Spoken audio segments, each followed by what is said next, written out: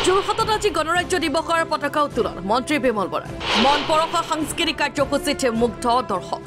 ৰাজ্যৰ ভিন্ন প্ৰান্তৰ লগতে আজি যোৰহাট জিলা ক্ৰীড়া সন্ধাৰ খেলপথাৰতো ৭৬ সংখ্যক গণৰাজ্য দিৱস আড়ম্বৰপূৰ্ণভাৱে উদযাপন কৰা হয় যোৰহাটত গণৰাজ্য দিৱসৰ পতাকা উত্তোলন কৰি অসম চৰকাৰৰ ঔদ্যোগিক আৰু বাণিজ্যিক মন্ত্ৰী বিমল বৰাই অসম চৰকাৰৰ বিভিন্ন ফলপ্ৰসূ আঁচনিসমূহৰ সন্দৰ্ভত বিস্তৃত বক্তব্য দাঙি ধৰাৰ লগতে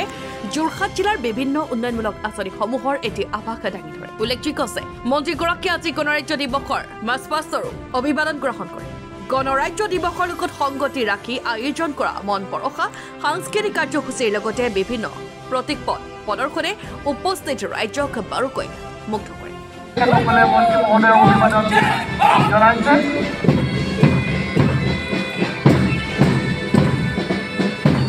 দুই নম্বৰ প্লেটফৰ্ম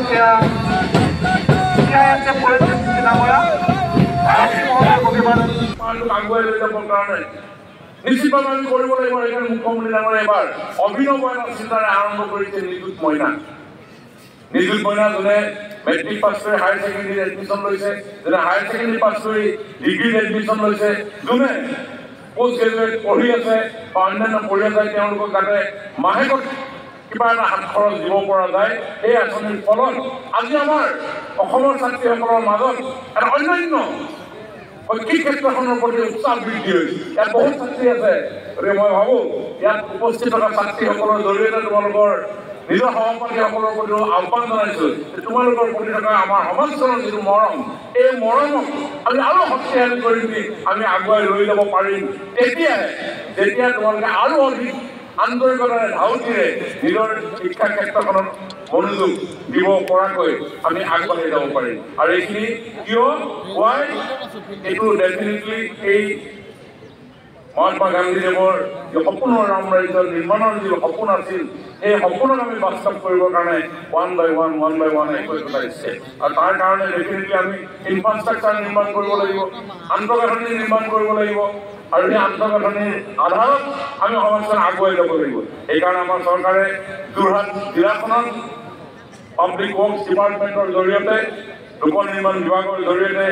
গৃহ ক্ষেত্ৰতে হওক অথবা পথৰ ক্ষেত্ৰতে হওক বিভিন্ন ধৰণৰ কাম আজি কৰিবৰ কাৰণে আমি প্ৰয়াস কৰিছোঁ মৰণি প্ৰস্তাৱিত বাপুজী ক্ষুদ্ৰ ক্ৰীড়া প্ৰকল্প প্ৰায়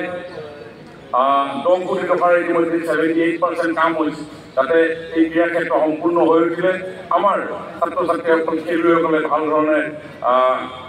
শাৰীৰিক অনুশীলনৰ লগতে কম্পিটিটিভ এটা এটিটিউড গঢ় লৈ উঠাৰ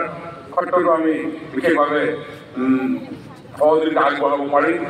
তেনেধৰণে আমাৰ লোক নিৰ্মাণ বিভাগত আমাৰ যোৰহাট জিলাত যোৰহাটৰ পৰা পুলকচুতীয়া ৰিপৰ্ট এণ্টনি ফৰাছা।